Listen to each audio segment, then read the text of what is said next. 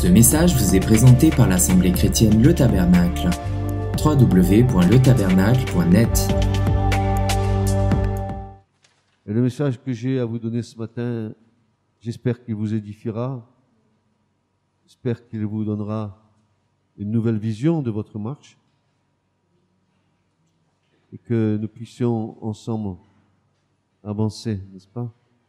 Le titre de ce message de ce matin, c'est « Être porté par le torrent de la grâce ». Être porté par le torrent de la grâce. Être porté par le torrent de la grâce, c'est le rassasiement de l'esprit. C'est un rafraîchissement. C'est un contentement.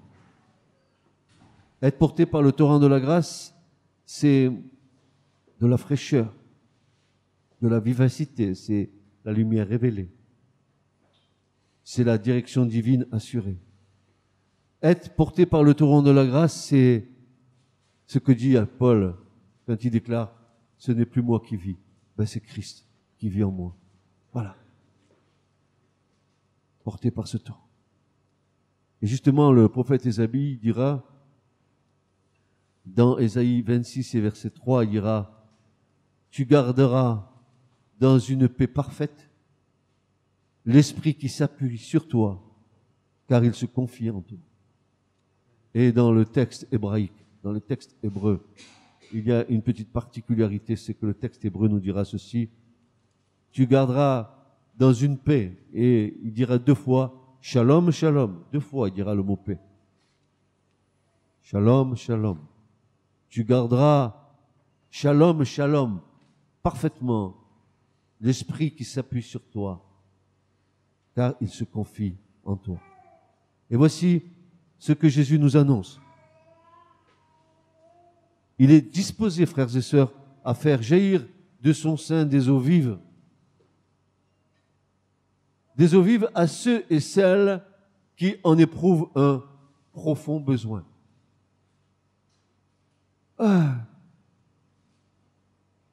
Si tu n'as pas ce désir, si tu n'as pas cette envie, tu seras rempli de la mesure que tu auras souhaité. Dieu ne te mettra pas la mesure que tu ne veux pas recevoir. Il te respecte trop. Il t'amènera à comprendre, certainement. Mais il ne te donnera pas plus que ce que tu demandes.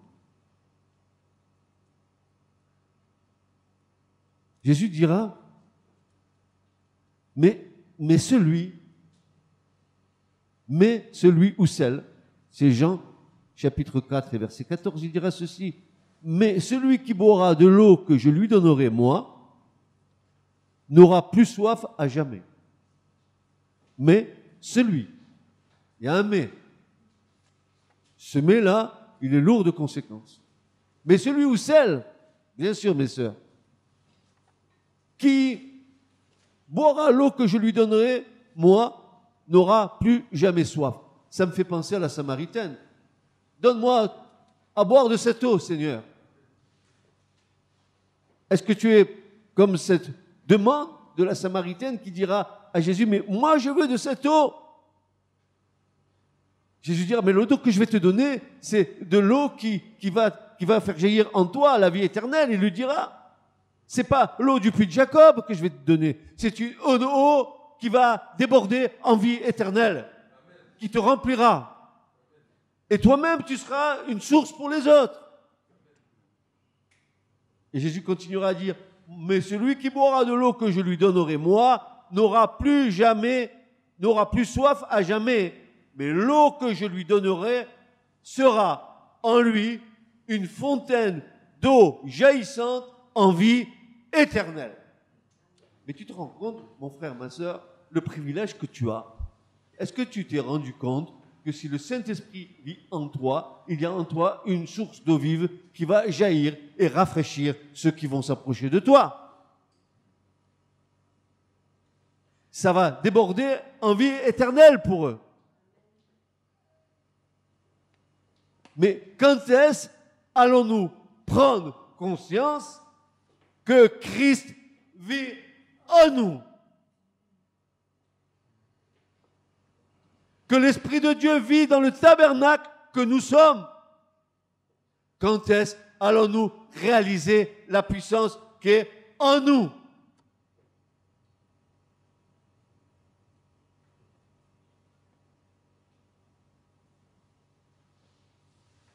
Jean, chapitre 7, versets 38 à 39, Jésus dira à nouveau.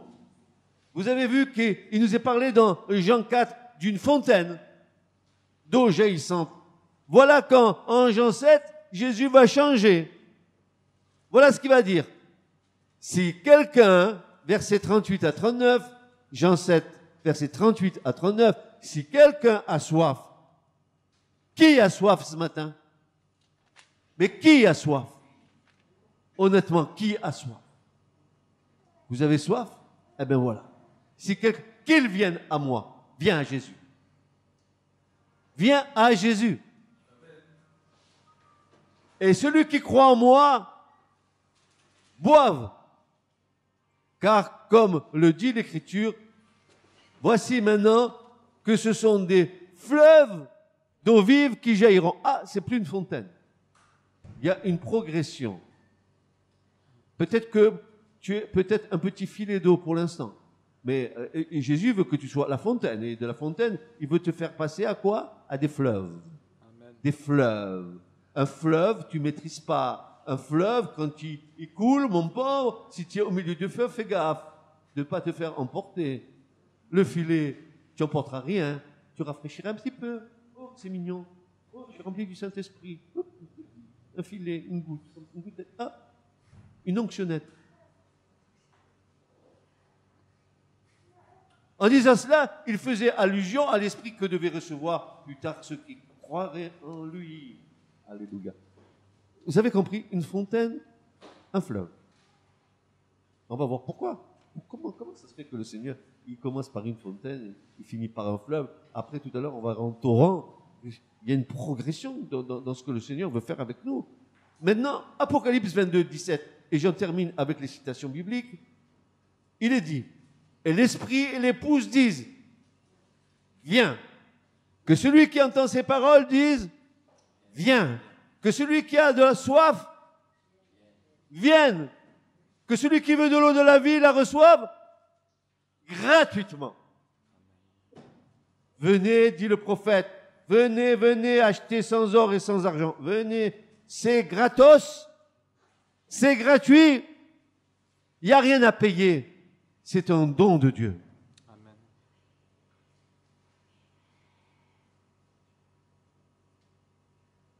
Frères et sœurs, lorsqu'Israël a eu soif dans le désert, vous vous rappelez de ce passage? Tu nous as fait sortir d'Égypte. C'est parce que tu nous as haïs que tu nous as fait sortir de l'Égypte. En Égypte, c'était bien. On avait McDo, on mangeait des melons, de l'ail, de la viande. Qu'est-ce qu'on était bien en Égypte? On était bien, on mangeait bien, mais on était esclaves. Et peut-être aujourd'hui tu es bien, tu manges bien, tu es bien à l'aise dans tes pantoufles, mais peut-être tu es esclave de ceux qui te dominent.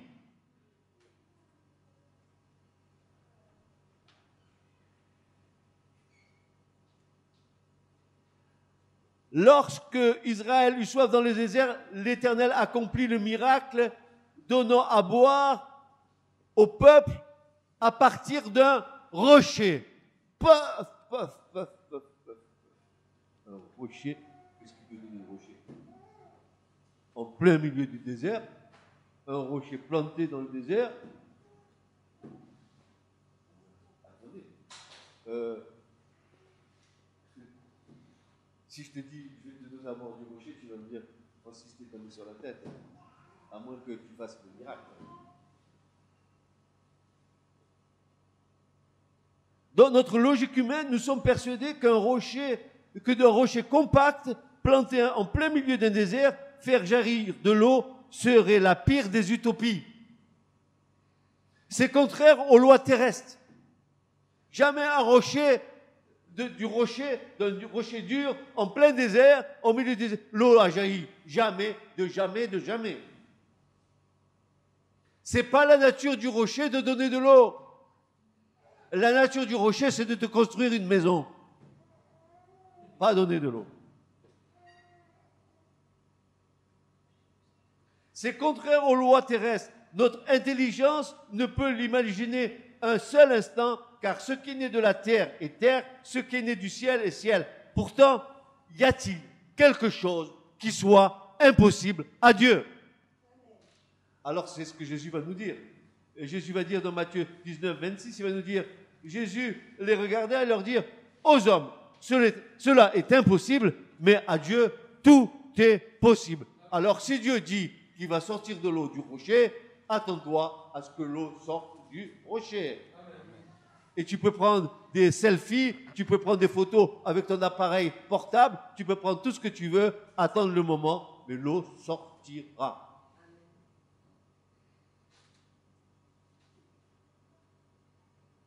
Ensuite, un autre illogisme.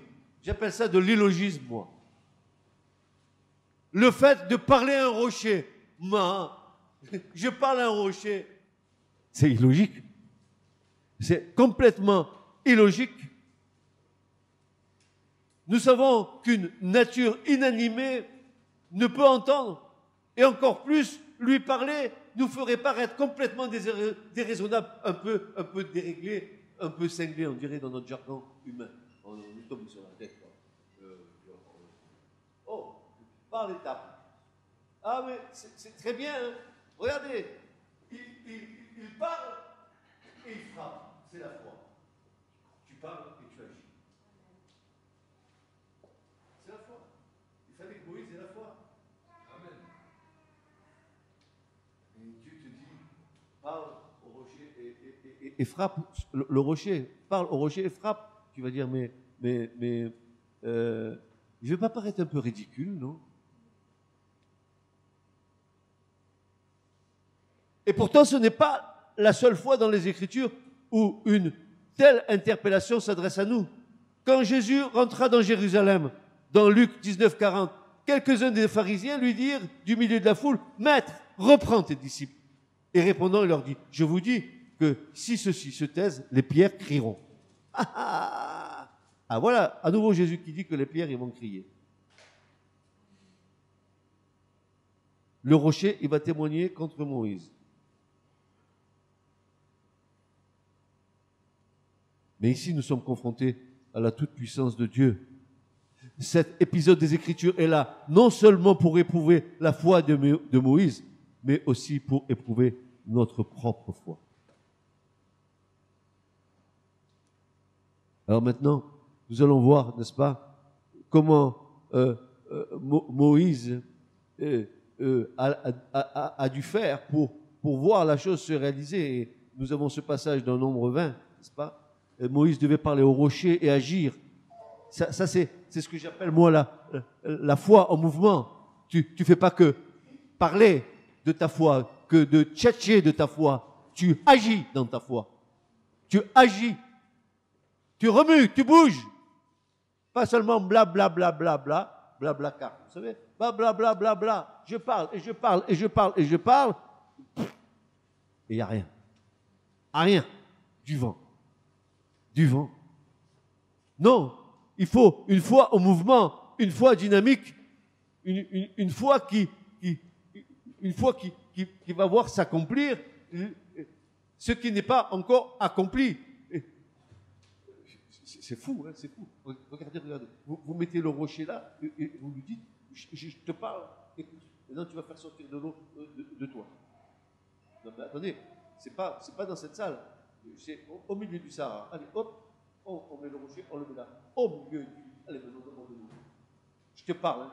Tu m'entends? Donne-moi de l'eau. Tu peux rester toute ta vie lui demander de l'eau, tu n'en donneras pas tant que Dieu ne va pas agir. Parce que c'est Dieu qui agit. Amen. Alors, Nombre 20, à partir du verset 2, il n'y avait pas d'eau pour l'assemblée. Ils s'attroupèrent contre Moïse et contre Aaron. Allez, ça y est. Hein? Quand quelque chose ne va pas dans l'église, on en a soit aux anciens, soit aux pasteurs. Mais ils ne savent pas que quand ils se mettent contre les anciens ou contre les pasteurs, ce n'est pas contre les anciens et les pasteurs qui se mettent, c'est contre Dieu.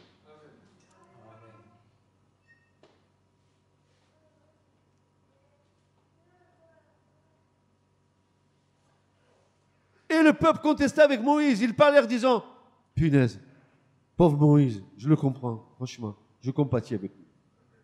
Je compatis cet homme, qu'est-ce qu'il a dû passer? Ah, avec cette bande, ce ramassis du peuple, comme dit Deutéronome.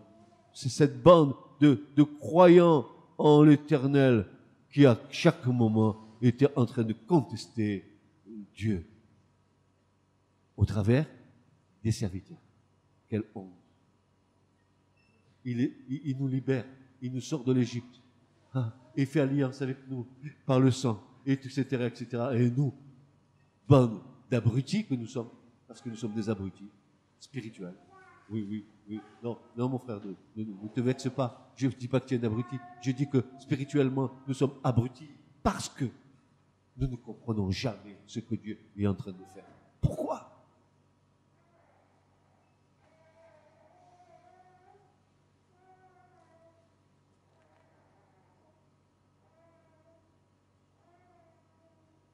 Ils parlèrent disant, mais qu'avons-nous péri quand nos frères périrent devant l'Éternel? Et pourquoi avez-vous amené la congrégation de l'Éternel dans le désert pour y mourir, nous et nos bêtes? Et pourquoi vous nous avez fait monter d'Égypte pour nous amener dans ce mauvais lieu? Et pourquoi? Lama. Il y a un qui l'a dit. À la croix. Lama, Zvactani. Mon Dieu, pourquoi m'as-tu abandonné? Pourquoi tu nous as amenés là-bas? Pourquoi tu nous as fait sortir de là-bas? Pourquoi? On était bien. Je veux bien avoir la foi et rester dans le monde, mais que c'est bon. Un peu de ci, un peu de ça. Et je suis heureux, voilà ma gloire. Honte à nous. Ce n'est pas un lieu où l'on puisse semer. On n'y trouve ni figuier, ni vigne, ni grenadier. Il n'y a pas d'eau pour boire. Jamais content. Et Moïse et Aaron vinrent devant la congrégation à l'entrée de la tente d'assignation. Ils tombèrent sur leur face et la gloire de l'Éternel leur apparut. L'Éternel parla à Moïse disant, prends la verge qui est le bâton de commandement, réunis l'assemblée, toi et Aaron ton frère, vous parlerez devant leurs yeux au rocher. Mais déjà qu'ils étaient complètement à côté de la plaque, voilà qu'ils vont voir Moïse et Aaron parler au rocher. Ça y est, ils ont pété un plomb. Ah non, ils ont pété un plomb pour parler au rocher. Ils nous prennent pour qui? Nous en train de dire on a soif et eux, ils ont parlé au rocher.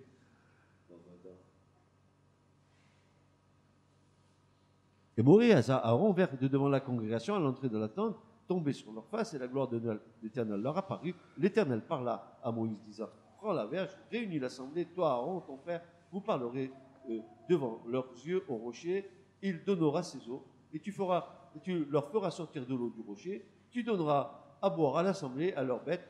Moïse prit la verge de devant l'Éternel, comme il lui avait commandé, et Moïse et Aaron réunirent la congrégation devant le rocher, et lui dit, écoutez, rebelles, vous voyez que c'est bien des rebelles. Vous voyez que c'est bien des rebelles.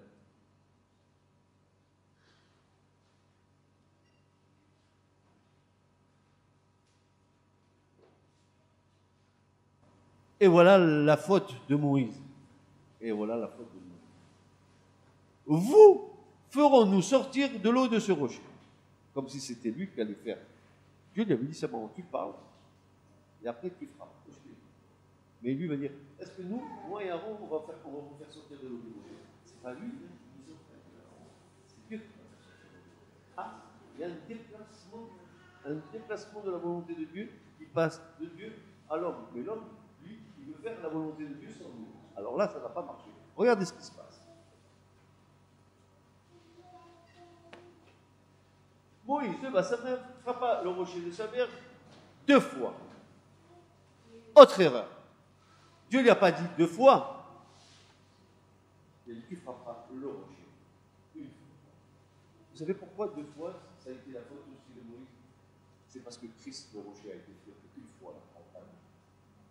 Et en tapant 2 fois le rocher, c'est comme si, en préfiguration, n'est-ce pas, Moïse était en train de frapper Christ à la croix pour faire jaillir de Christ l'eau vive qui allait venir sur un peuple, il s'acquérait à la gloire de son nom par le Saint-Esprit. Voilà ce qui se passe.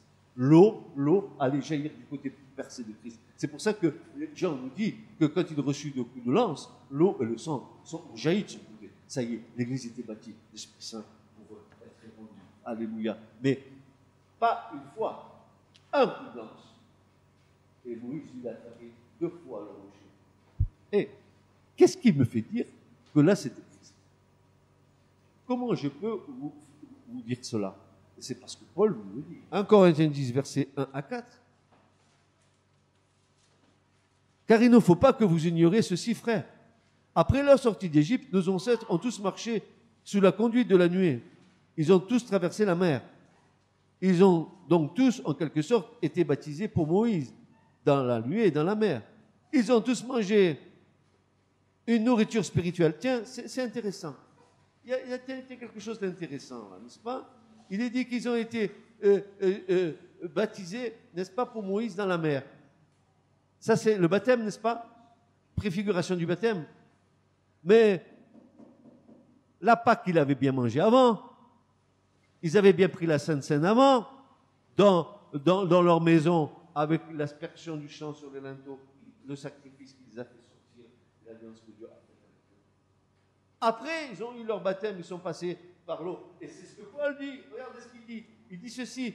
Ils ont tous traversé la mer. Ils ont tous, en quelque sorte, été baptisés pour Moïse, dans la nuée et dans la mer. Ils ont tous mangé une même nourriture spirituelle.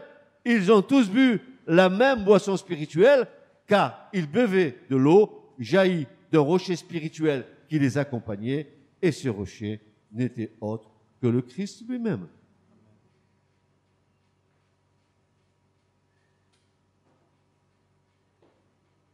Et voilà pourquoi Moïse n'est pas rentré dans la terre promise. Voilà pourquoi Moïse est mort sur la montagne. Il est mort d'un baiser de Dieu. Dieu l'a embrassé et il est mort, comme avec Aaron. Pareil. Alpi, paix, en hébreu, sur la bouche. Mais ça, c'est difficile à comprendre, bien sûr. On ne peut pas le mettre dans les traductions, sinon. Dieu embrasse sur la bouche. Oui, il a embrassé Moïse et Aaron, les deux. Ils sont morts. Mais ils ne sont pas rentrés dans le pays de la promesse. Pourquoi? Parce qu'ils avaient contrevenu l'ordre de Dieu. Mais Paul le dit. Il dit que ce rocher qui était là, c'était le Christ, comme une préfiguration de l'œuvre de la croix. Et quand le rocher a été frappé, l'eau est sortie. De même manière, comme Christ était à la croix, il a été frappé, alors l'eau a jailli. Aujourd'hui, nous pouvons parler au rocher. Et tu peux parler au rocher ce matin. Parce qu'il a été frappé à la croix. Il peut déverser de l'eau en abondance dans ta vie. Cela dépendra de la soif que tu auras. Le fleuve de Dieu n'est pas limité. C'est nous qui le limitons. Nos raisonnements, nos manques de foi, nos pensées qui présupposent l'action de Dieu en disant « Dieu peut-il faire cela pour moi ?» Ainsi, toutes ces choses, n'est-ce pas, font que si tu t'approches du rocher qui est Christ, et parce qu'il a été frappé à la croix, alors il peut déverser sur toi soit une fontaine, soit un fleuve. Tu vas voir pourquoi. Si tu as soif, comment te dire? Si ton cœur est embrasé pour Christ, si ton être entier est embrasé pour Christ, et ce matin, je vais te donner mon sentiment profond. Écoute-moi, Église, mon frère, ma soeur qui est là, écoute-moi. Ça dépend de la rencontre que tu as fait avec le Christ dans ta vie. Ça dépend de la première fois où Christ s'est révélé dans ta vie. Ça dépend du premier toucher que Christ a mis dans ta vie.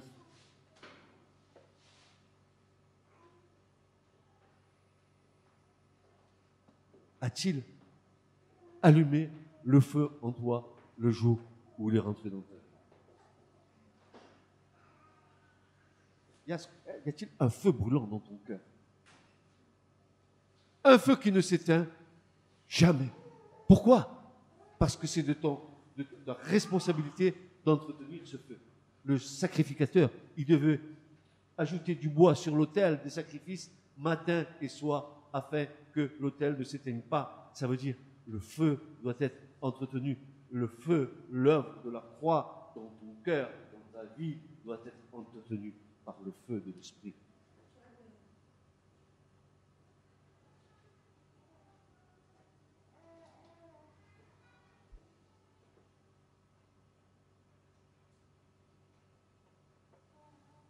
Alors, que deviennent ces paroles du Christ qui nous conduit vers une foi simple? Demandez, dit le Seigneur, et vous recevrez. Matthieu 7,7. Deux actions d'une telle simplicité. Demandez, sous-entendu, avec foi, et vous recevrez, sous-entendu, dans la foi. Si tu as une petite soif, ce ne sera qu'une fontaine jaillissante. Un contentement, une petite vie tranquille, dans une foi tranquille. Par contre, si tu as une grande soif, car tu as ce désir de rassasiement, ce sera comme un fleuve, une vie abondante, jaillissante, fructifiante. Cela dépend de ton engagement vis-à-vis de Christ. Lui, le rocher par excellence. Alors, cette eau jaillissante, en nous, nous pourrons alors, avec son concours, accomplir des exploits. Une eau jaillissante a de la force, rien ne lui résiste. Amen.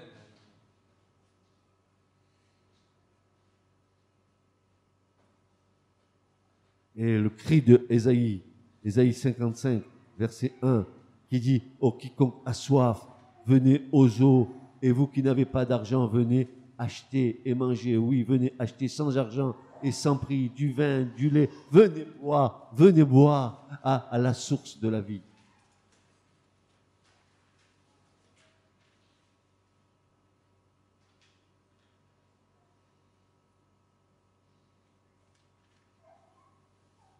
Ésaïe 49, 10. Voici ce que le Seigneur dit à travers le prophète royal Ésaïe, le plus grand des prophètes, après le Christ, bien sûr. Ils n'endureront plus ni la faim ni la soif. La chaleur du désert et le soleil ne les frapperont plus. Car celui qui les aime les conduira. Il les mènera auprès des sources d'eau. Peut-être que aujourd'hui, tu vois, tu es dans une traversée de désert. Tu es dans une solitude. Tu te dis, je marche et je suis un peu sec, j'ai soif et j'ai pas encore trouvé le rassasiement. Et tu continues à marcher dans ton désert d'ailleurs. Écoute-moi, Église. C'est dans le désert que Dieu peut parler à notre cœur. Écoutez-moi, c'est pas dans le brouhaha de nos vies, on le voit bien, les difficultés que nous avons à dégager du temps pour le Seigneur. Nos activités, notre travail, nos trucs, nos machins. Et puis après, on laisse quoi au Seigneur? Eh bien, des bribes. Non. Et quand le Seigneur veut parler, il va dire comme à Israël, voici, je vais t'amener au désert pour parler à ton cœur. Et parfois, tu passes dans le désert de ta vie et Dieu veut parler à ton cœur. Et ne crains pas, parce que dans le désert, il y a un lieu que Dieu a prévu. C'est Élim. À Élim, Dieu va t'amener. Il va t'amener là parce qu'il y a 12 sources. Puis il y a 70 palmiers sur lesquels tu vas pouvoir te reposer. Mais parce que après le désert, il y a toujours la vie qui rejaillit. La vie jaillit. Dieu va te rafraîchir, n'est-ce pas? Dieu va te rafraîchir. Oui. Ensuite, Ésaïe 58, 11 dira, l'Éternel te conduira continuellement. Il rassasiera ton âme dans les sécheresses et rendra agile tes eaux. Tu seras comme un jardin arrosé et comme une source jaillissante dont les eaux ne trompent pas. Tu t'imagines? Tu seras comme un jardin arrosé. Un jardin arrosé, c'est un jardin qui, en potentialité, va pouvoir donner la vie et voir les choses jaillir de la terre. N'est-ce pas, Stéphane?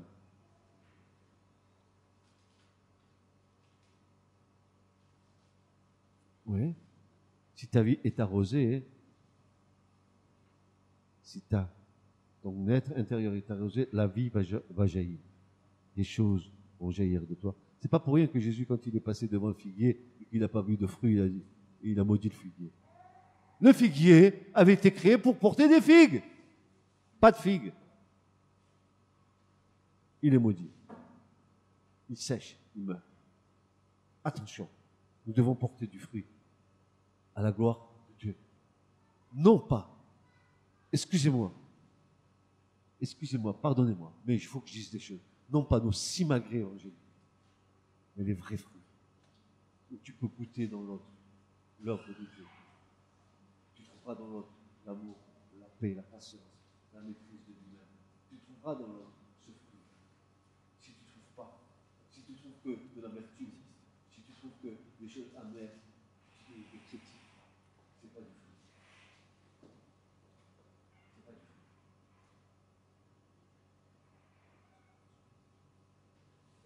L'Esprit, rendant témoignage de ta soif, il t'a scellé pour que tu rendes témoignage, et pour cela, nous avons besoin d'être remplis.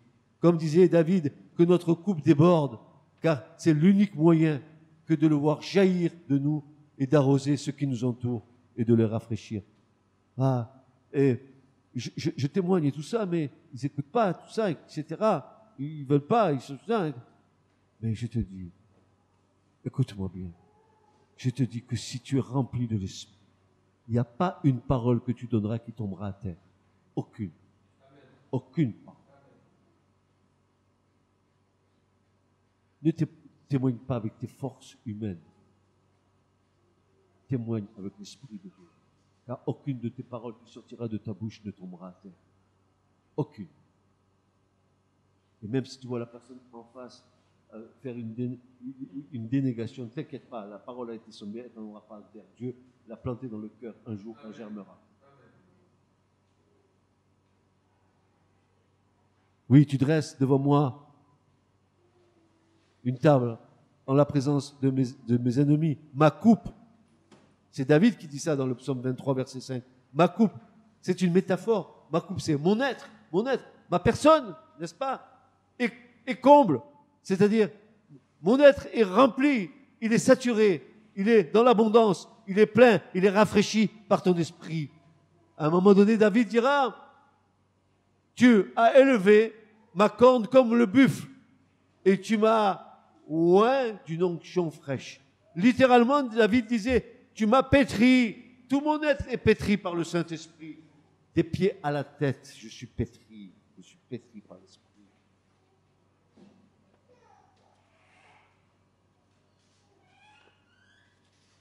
Tu veux être dans l'abondance. Tu veux être rempli de l'Esprit. Est-ce que tu désires ça? Alors, on va regarder ensemble un passage de l'Écriture. Regardez bien ce qui est dit dans ce passage. C'est le prophète Ézéchiel au chapitre 47. On va le voir ensemble. Et on va en tirer une grande leçon pour nous. Ézéchiel 47. Je vais vous le lire, frères et sœurs. Et après, on verra ce que l'Esprit de Dieu nous donne d'en tirer.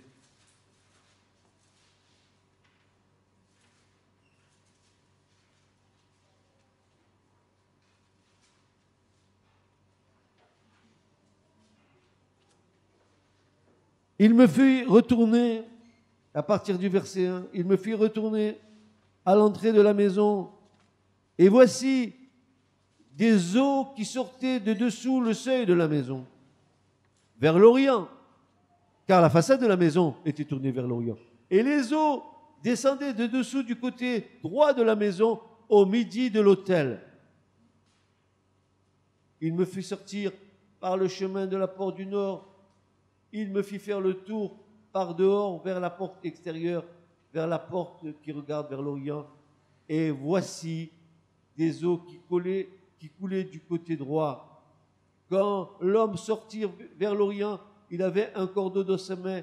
Il mesura 1000 coudées et me fit traverser des eaux montant jusqu'aux chevilles des pieds.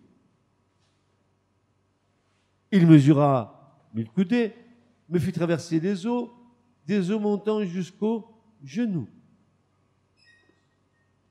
Il mesura 1000 coudées, me fit traverser des eaux montant jusqu'au Rhin.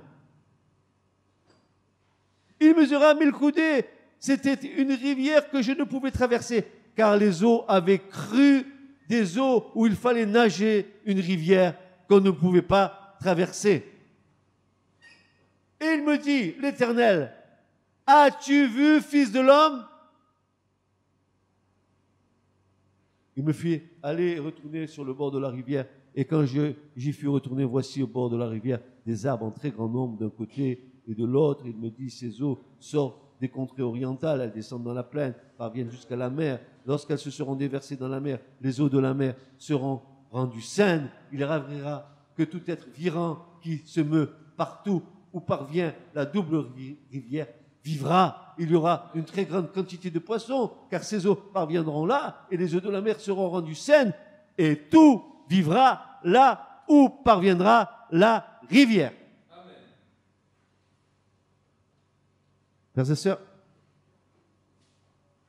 maintenant, les images d'eau dans la Bible représentent presque toujours l'Esprit de Dieu. Cette vision révèle clairement un puissant déversement du Saint-Esprit dans les derniers jours. Oui, je crois à un réveil de l'Église dans les derniers jours. Et je crois à un réveil sur un reste de l'Église.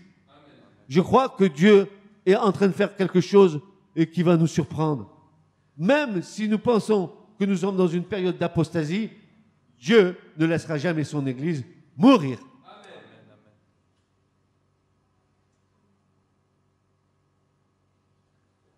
La vision était si forte, elle avait une telle ampleur qu'Ézéchiel ne pouvait la comprendre. Il ne pouvait même pas donner une explication.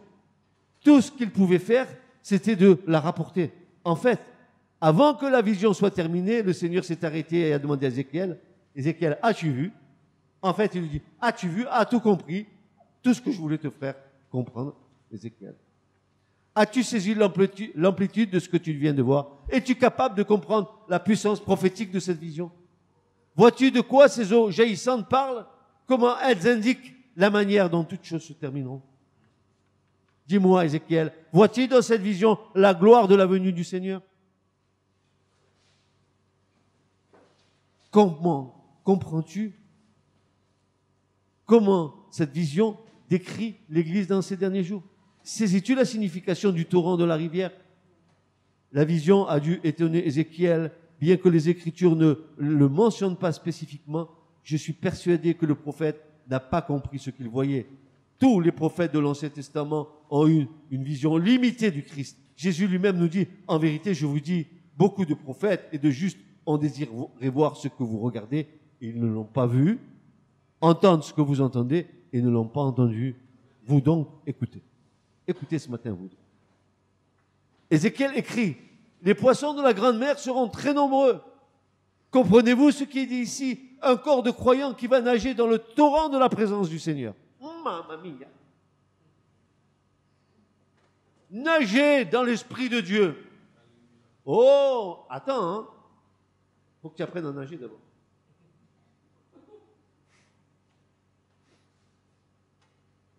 Regarde. Un corps de croyants qui va nager dans le torrent de la présence de Dieu s'avance. Sa présence au milieu de son peuple va grandir jusqu'à la fin. Nous sommes dans le nouveau mouvement de Dieu. Ce qu'il va commencer dans les derniers jours va naître maintenant, au milieu de son Église. Et cela s'étendra au corps entier. Vous ferez mieux de rejoindre le camp de ceux qui ont cette vision. Nous sommes le centre de la nouvelle chose que Dieu est en train de faire sur la terre en ce moment. Il tisse son réseau à partir d'hommes et de femmes qui lui sont consacrés, à partir de celles et de ceux qui marchent sur le chemin étroit de la sainteté qui est la voie royale pour les racheter. C'est le moment du tri, de séparer l'ivraie du bon grain. Et même si ces deux types de semences ont une ressemblance étonnante à la vue, elles se distinguent en se révélant et en révélant leur fruit. Jésus nous avertit, laissez-les grandir ensemble. C'est pour ça Ils ont l'aspect de vrais chrétiens. Ils peuvent paraître des vrais chrétiens. Ils ressemblent à la bonne semence, mais ils ne sont pas la bonne semence. Et Jésus a dit, laissez-les grandir ensemble. Parce qu'à la fin, il va y avoir séparation. Qu'est-ce qu'on va faire? On va prendre l'ivraie, on va la mettre en balle, et on va la jeter où? Au feu.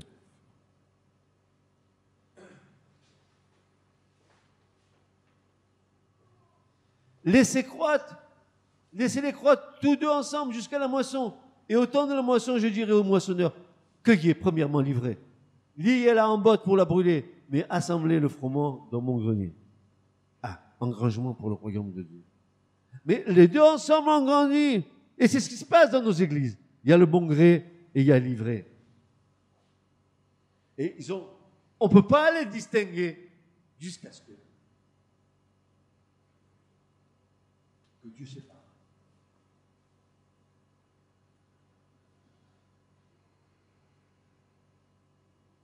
Ézéchiel parle ici d'une montée du Saint-Esprit. Dans les derniers jours, la présence de Dieu va s'intensifier au milieu de son peuple. Nous pouvons voir que la grâce ne peut être appréciée qu'en marchant au bord du torrent par la foi. Et alors, sa véritable dimension paraît peu à peu. Ce n'est pas un vain mot que cet appel à croître dans la grâce. Croître dans la grâce, c'est se plonger dans le fleuve de l'Esprit Saint et avancer de telle manière que l'Esprit conduise ta vie. C'est atteindre jusqu'à toute la plénitude de Dieu, dit Paul. Regardez, lisez avec moi, frères et sœurs. Ayant de l'intelligence pour l'écriture, frères et sœurs. Éphésiens chapitre 3, versets 16 à 19.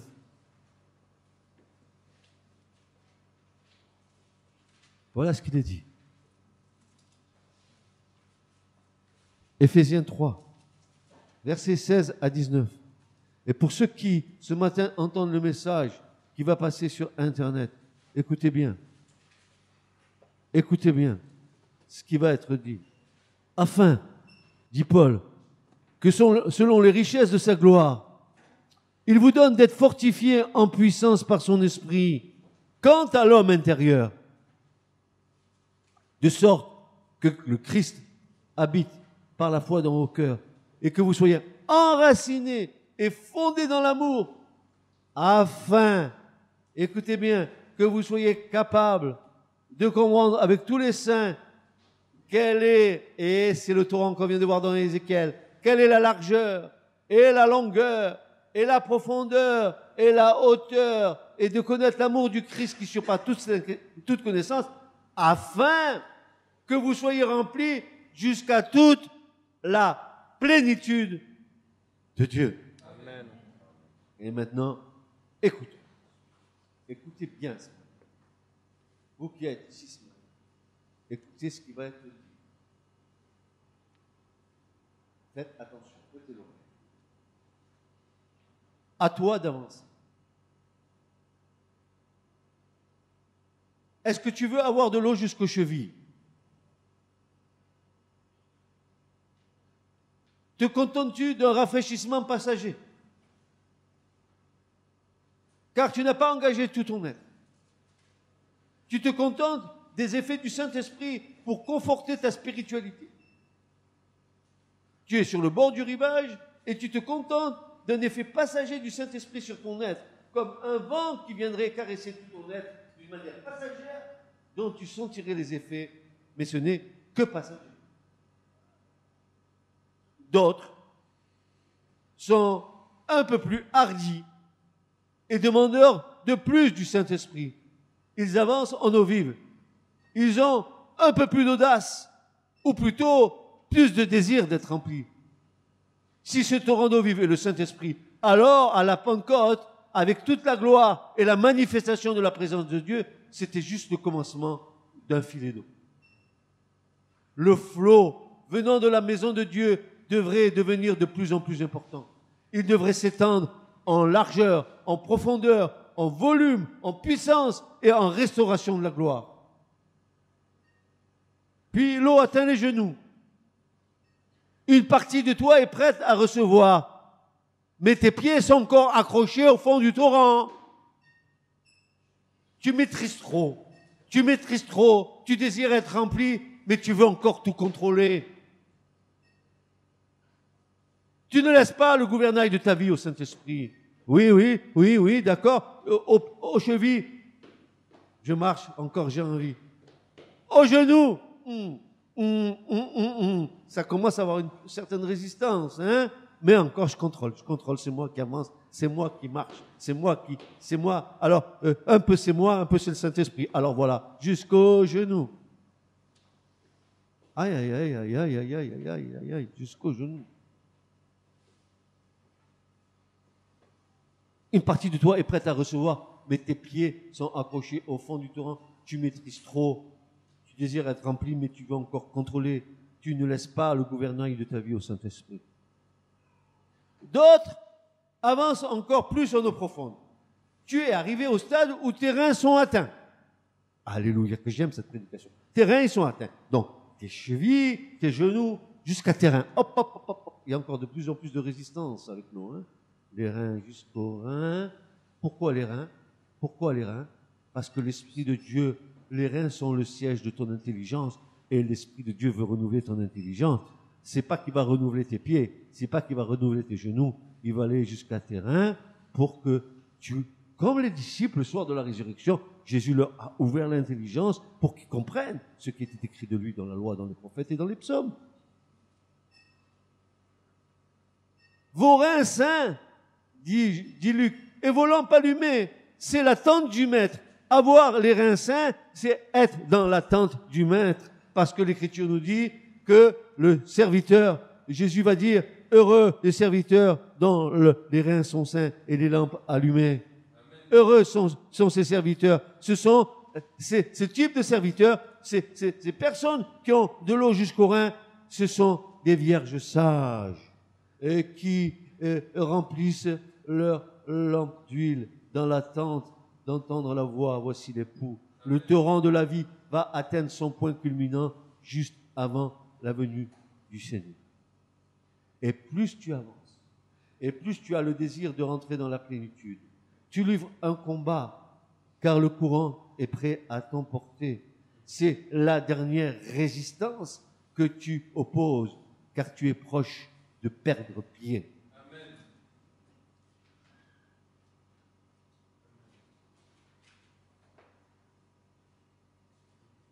Parce que c'est un torrent que tu ne peux traverser. Il te reste donc qu'à nager et te laisser porter par le courant d'eau.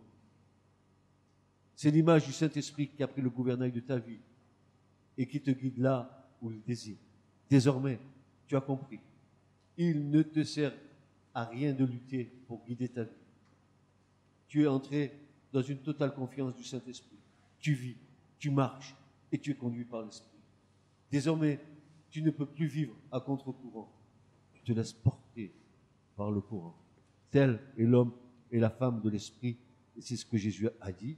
Jésus a dit, le vent souffle où il veut, tu en entends le bruit, mais tu ne sais ni d'où il vient, ni où il va. Il en est ainsi pour quiconque est né de l'Esprit.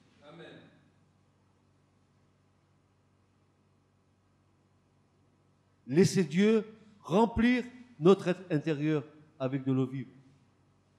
Vous ne le réalisez pas, mais un flot de révélation de notre Seigneur est en marche. Il ne s'arrêtera pas pour satisfaire la chair, car c'est ici le torrent dont il nous est parlé, ce torrent, et c'est le torrent de la grâce. Alors, vis dans la grâce par le Saint-Esprit.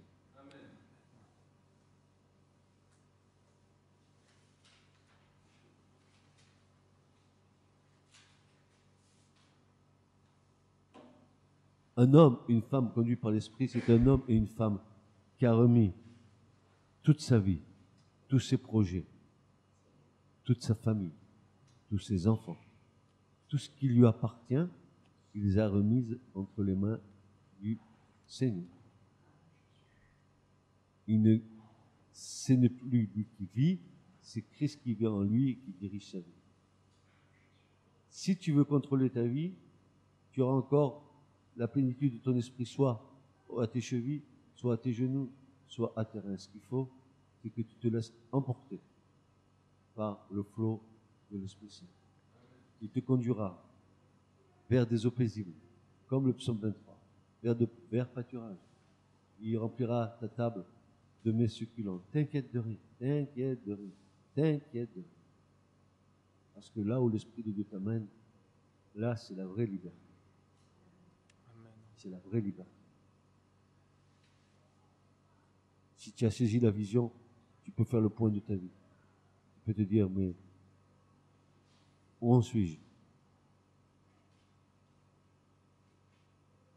Parce que le courant de l'Esprit t'emporte. Si tu veux plonger dans le fleuve de Dieu, il faut que tu sois prêt à ne rien contrôler. Te laisser guider.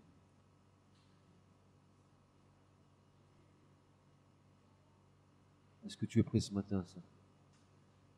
Tu as la réponse dans ton cœur. Tu as la réponse dans ta vie. Est-ce que tu es prêt? Tu es prêt à te laisser porter par le Seigneur, guider, sans regimber, sans maugrer, sans poser milliards de questions au Seigneur, comme si le Seigneur devait répondre à toutes nos questions. Il y a quelque chose que nous oublions, c'est que nous marchons par la foi. Et la foi ne pose pas de questions. La foi, elle obéit. La foi, c'est quelque chose qui nous emmène à comprendre que la parole de Dieu, elle est vérité, elle est esprit et vie. Car ta foi, elle ne tient non pas sur ce que tu crois, elle tient sur la base de la parole. La parole. Les démons, ils croient aussi, ils tremblent devant Dieu. Il y en a qui croient en Jésus, qui ne tremblent pas vraiment devant Dieu. Ils font n'importe quoi. Donc ce matin, le Seigneur nous aide à être dans le mouvement de son esprit. Je le crois, qu'à la fin des temps, il y a un reste que Dieu s'est préparé. Comme dans l'Écriture, c'est tout le temps pareil. Dieu a mis un reste saint. Il sait très bien que tous ceux qui disent Jésus, Jésus, ne sont pas de Jésus. Tous qui disent Jésus, Jésus. Oh Jésus, nous avons fait des miracles en ton nom. Oh Jésus, nous avons fait ci. Oh Jésus, Jésus, Jésus, Jésus, Jésus, Jésus, Jésus. Voilà. Ils disent Jésus, mais il n'y a aucune consistance derrière. Il n'y a rien. Il n'y a pas d'amour. Il n'y a pas de consécration. Il n'y a pas de soumission. Il n'y a pas d'obéissance. Frères et sœurs, je vous parle des choses élémentaires de la foi. Si nous ne comprenons pas ça, je ne crois pas que nous avons compris ce que c'est que le royaume de Dieu. Le royaume de Dieu, c'est une porte étroite par laquelle nous devons marcher. Et nul impur n'y passera, dit le prophète Isaïe. C'est un chemin étroit où seuls les rachetés de l'Éternel passeront, avec des transports et des cris dans l'église. Mais on appelle cette voie la voie de sainteté. C'est pas n'importe quoi, c'est pas olé olé. Je suis à Jésus et je vais en boîte demain soir et je continue ma vie. Je suis à Jésus, je vais me rassurer le matin au culte évangélique. Alléluia, alléluia, alléluia. Puis la veille, j'ai fait la bringue. Je suis venu avec les yeux comme ça. Tu plaisantes, tu rigoles. Tu vas voir un jugement de Dieu sur ta vie bientôt. T'inquiète pas, le Seigneur t'attend. Alors, soyons ce matin dans cette croissance, dans le fleuve de la grâce. Ne nous contentons pas de marcher en bordure du torrent, mais plongeons. Même si tu ne sais pas nager, le Seigneur va t'apprendre à nager dans l'esprit. T'inquiète pas. C'est bon. Bon. Tu connais pas le GPS du royaume? Connaître le GPS du royaume. Tu n'as pas besoin de GPS, il va te conduire près des eaux paisibles. Que le Seigneur vous bénisse. Amen. Soyez bénis. Ce message vous a été présenté par l'Assemblée chrétienne Le Tabernacle. www.letabernacle.net